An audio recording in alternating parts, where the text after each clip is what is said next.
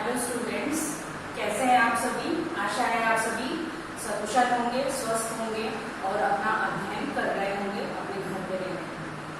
आज हम लोग बीए पार्ट 1 का जो पेपर फर्स्ट है फिजिकल ज्योग्राफी भौतिक भूगोल, 2 पेपर है आप लोगों के, आपको पता है फिजिकल ज्योग्राफी और ह्यूमन ज्योग्राफी। तो उसमें हम लोग फिजिकल ज्योग्राफी के कुछ चैप्टर्स पढ़ चुके हैं, आपको कुछ ई कंटेंट भी भेजे गए हैं। आज हम लोग इसी पेपर के का जो चैप्टर है पृथ्वी की उत्पत्ति, ठीक है, इसके विषय में पढ़ेंगे। पृथ्वी की उत्पत्ति आप सभी जैसा भी जानते हैं कि पृथ्वी क्या है। पृथ्वी एक ग्रह है जिसकी उत्पत्ति सूर्य से हुई है। ऐसा कहा जाता है कि सूर्य से इसकी उत्पत्ति हुई है और ये सौर मंडल का एक सदस्य है। सौर मंडल क्या है, इसमें सूर्य और उसके 8 ग्रह, अनेक उपग्रह, क्षुद्र ग्रह, उल्काएं, उज्जवल तारे, ये सभी एक फैमिली की तरह, जैसे आप एक परिवार की तरह रहते हैं, वैसे ये एक इसमें परिवार की तरह, सूर्य के परिवार की तरह रहता है। और जिसका मुख्य सूर्य है उसी को हम कहते हैं सोलर सिस्टम या सौर परिवार या सौर मंडल। तो इसमें हमेशा ये अभी भी एक खोज का प्रश्न है और अभी भी जारी है कि कैसे इस पूरे सौर मंडल के इस ब्रह्मांड की रचना कैसे हुई, कैसे इन ग्रहों की उत्पत्ति हुई। तो इसके संबंध में प्राचीन काल से ही विद्वान प्रयासरत हैं। तो हम लोग का ये चैप्टर है कि पृथ्वी या अन्य ग्रहों की, जैसे पृथ्वी की उत्पत्ति हुई वैसे ही अन्य ग्रहों की उत्पत्ति हुई, तो कैसे हुई। आप सभी जानते हैं कि सौर मंडल में 8 ग्रह हैं, पहले 9 थे, जिसमें से एक प्लूटो को यानी कि हमको ग्रह की कैटेगरी से निकाल दिया गया और इस समय 8 ग्रह हैं। पृथ्वी उसमें से एक प्रमुख ग्रह है, जिसपे एकमात्र पृथ्वी ऐसा ग्रह है जिस पर क्या है, जीवन है। ठीक है, तो कैसे हुई उत्पत्ति, इसके संबंध में पहले बहुत सारे धार्मिक विचार दिए गए कि अलग अलग धर्म के लोगों ने अपना बताया कि इस तरह से ईश्वर ने पृथ्वी की उत्पत्ति की। तो वो सब तो है, लेकिन हम साइंटिफिक जो हमारे वैज्ञानिक मत है उस पर विचार करते हैं। तो जो भूगोलवेत्ता हैं, वैज्ञानिक हैं, वो पृथ्वी की उत्पत्ति के संबंध में, पृथ्वी की उत्पत्ति के संबंध में लगभग 2 तरह के मत प्रचलित हैं। एक तो है कि अद्वैतवादी संकल्पना और दूसरी है द्वैतवादी संकल्पना। क्या है अद्वैतवादी संकल्पना, मतलब कि पृथ्वी की उत्पत्ति, अन्य ग्रहों की उत्पत्ति मात्र एक तारे से हुई है। एक तारे के माध्यम से उसकी उत्पत्ति हुई है। और कुछ विद्वान मानते हैं कि पृथ्वी या अन्य ग्रहों की उत्पत्ति 2 तारों मोर देन वन स्टार से हुई है, जिसको द्वैतवादी संकल्पना कहते हैं। क्लियर हो गया। तो ये 2 तरह की संकल्पनाएं हैं। इसमें जो आपके कोर्स में है, पहली संकल्पना कांट महोदय ने दिया था, कांट की वायव्य राशि संकल्पना है, गैसियस हाइपोथेसिस ऑफ कांट। ठीक है, कांट की वायव्य राशि संकल्पना, ध्यान से इनका जो संकल्पना है, ये न्यूटन महोदय का उस समय गुरुत्वाकर्षण का नियम आ चुका था। तो उनका गुरुत्वाकर्षण का नियम क्या है कि सब एक दूसरे को अपनी तरफ आकर्षित करते हैं। तो गुरुत्वाकर्षण के नियम के आधार पर है इन्होंने परिकल्पना की कि ब्रह्मांड में बिल्कुल प्रारंभ में दैव निर्मित आद्य पदार्थ, मतलब थे, दैव निर्मित मतलब ईश्वर द्वारा या उसके द्वारा निर्मित कुछ आद्य पदार्थ मतलब बिल्कुल प्रारंभिक पदार्थ थे, मौजूद थे ब्रह्मांड में। प्रारंभ में ये जो आदि पदार्थ थे, कांट महोदय के अनुसार ये कठोर थे, शीतल थे, ठंडे थे और गतिहीन थे, इनमें कोई गति नहीं थी।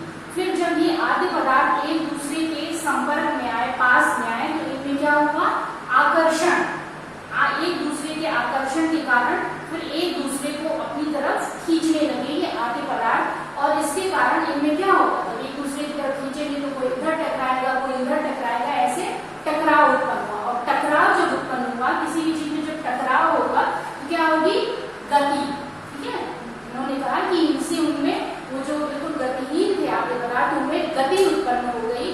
और गति के कारण जब किसी भी चीज में गति आती है तो उसके टेम्परेचर में क्या होता है, तापमान में क्या होगा, वृद्धि होगी। ठीक है, जैसे अचानक हम ताली बजाते हैं तो हमारा क्या होता है, गर्म हो जाता है। तो ऐसे ही जब उनमें टकराव हुआ और गति आई तो उनके टेम्परेचर में क्या हुआ, चेंज हुआ, ताप में वृद्धि हुई।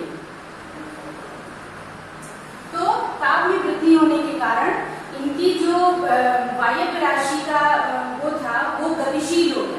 वायव्य राशि क्या हुई, गतिशील हो गई, तप्त होकर गतिशील हो गई और किसमें परिवर्तित हो गई, निहारिका में। उसको उन्होंने नाम दिया निहारिका, नेबुला। ठीक है, इतना क्लियर हो गया कि पहले प्रारंभ में कठोर थे, गतिहीन थे, फिर उसके बाद शीतल थे और फिर उनमें आपस में आकर्षण के कारण टकराव हुआ, टकराव से तापमान में वृद्धि हुई और फिर इनमें गति आ गई। ठीक है, तो फिर वो नेबुला के रूप में बन गए, जिसको निहारिका कहा उन्होंने। क्या नाम कहा, निहारिका, नेबुला।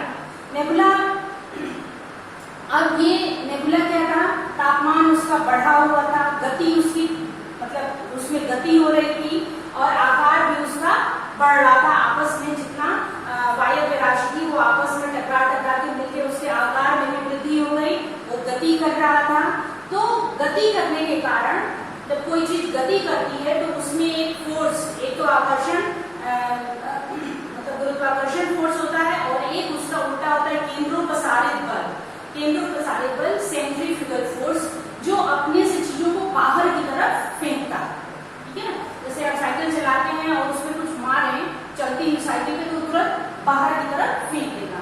तो केंद्रोपसारित बल के कारण उस वो जो नेबुला था उसके मध्य भाग में ऐसे ऐसे उठते उठते उभार आना शुरू हुआ। ठीक है, जैसे आपने कुम्हार के चाक को देखा होगा, बनाता है बर्तन, गति करते करते करते करते उसमें से निकलता जाता है और वो मिट्टी के बर्तन बनाता जाता है। तो वैसे ही उसमें गति करने के बाद फिर उसमें उसके मध्य भाग से उभार आना शुरू हुआ और एक छल्ले के रूप में एक छल्ला बाहर निकला। ठीक है, फिर इसी तरह करते करते फिर उसमें गति रही और फिर वो गति करते करते उसका एक छल्ला फिर बाहर निकला। ऐसे करते करते उससे उस निहारिका से 9 छल्ले बाहर आ गए। चूंकि उस समय ग्रह 9 थे, मतलब अभी भी यम तो है ही, प्लूटो है ही, तो 9 छल्ले बाहर निकल गए और फिर यही छल्ले आपस में संयोजित होकर, आपस में बंध के ठोस होकर ग्रहों का रूप धारण कर लिए और जो 9 ग्रह बन गए। क्लियर हुआ, मतलब कैसे केंद्रोपसारित बल के कारण छल्ले बाहर आ गए कांट के अनुसार, उससे निहारिका से, और वो छल्ले बाहर निकलकर फिर उससे क्या हुआ, बाहर निकलकर संगठित होकर और फिर उनसे ग्रहों का निर्माण हुआ। और यही प्रक्रिया इन्होंने कहा है कि उपग्रहों के साथ भी हुई। उपग्रहों का निर्माण कैसे हुआ, तो इन्हीं ग्रहों से, ग्रह जब चल रहे थे उनमें गति हुई और उनसे छल्ले निकल के उपग्रहों की रचना हुई और शेष जो निहारिका का भाग बचा हुआ था वो सूर्य के रूप में बचा रह गया और उसी सूर्य की आज सभी ग्रह क्या कर रहे हैं, परिक्रमा कर रहे हैं। Is it clear? आशा है आप सभी को क्लियर हो गया होगा तो क्या होगा, ये कांट की वायव्य राशि संकल्पना। लेकिन कुछ समय तक तो इनकी संकल्पना चली, लेकिन फिर बाद में जब विद्वानों ने अध्ययन किया तो उन्होंने इसमें कुछ कमियां पाई। हर सिद्धांत की आलोचना होती है, आलोचना जरूरी भी है, फिर उसके जब आलोचना के बाद उसमें सुधार कर फिर नए सिद्धांत आते हैं। तो उसमें कमी ऐसी कि पहले प्रारंभ में वो जो वायव्य राशि थी वो बिल्कुल स्थिर थी, फिर अचानक उसमें गति कैसे उत्पन्न हो गई। ठीक है, ये सोचने की बात है कि आखिर गति आई कैसे, इतनी तीव्र गति आई कि केंद्रोपसारित बल से छल्ले बाहर निकलने लगे। ठीक है, फिर ये एक दूसरी बात है कि अगर ये कहें कि आपसी टकराव से, तो आपसी टकराव से गति नहीं आ सकती इतनी तेज, हाँ, इतनी तीव्र गति आपसी टकराव से नहीं आ सकती। इसी तरह एक सिद्धांत है कोणीय आवेग का सिद्धांत, आप लोग साइंस में पढ़े होंगे। उसके अनुसार गति बढ़ने पर आकार छोटा होता है, लेकिन इनके अनुसार वो नेबुला क्या होता जा रहा था, निहारिका बड़ी होती जा रही थी। तो यहाँ पे भी ये थोड़ा सा मतलब सोचने की बात है, इस पे इनकी आलोचना होती है इन सब विषयों पे। लेकिन फिर भी कांट की वायव्य राशि परिकल्पना इस मामले में बहुत महत्वपूर्ण है कि कुछ शुरू हुआ पृथ्वी की उत्पत्ति के संबंध में, इन्होंने एक शुरुआत की जो आगे आने वाले विद्वानों ने, आगे आने वाले भूगोलवेत्ताओं ने, वैज्ञानिकों ने फिर उसको अपना एक आधार का काम किया। ठीक है, आधार का काम किया और आधार मान के फिर आगे आने वाले विद्वानों ने अपनी अन्य संकल्पनाएं प्रस्तुत की। तो इस तरह से ये हम लोगों ने पढ़ा कांट की वायव्य राशि संकल्पना, और फिर अगली क्लास में अब हम लाप्लास की निहारिका संकल्पना पढ़ेंगे। आपको इससे संबंधित ई कंटेंट भी भेज दिया जाएगा और आप इसका अध्ययन अच्छे से करेंगे। अगर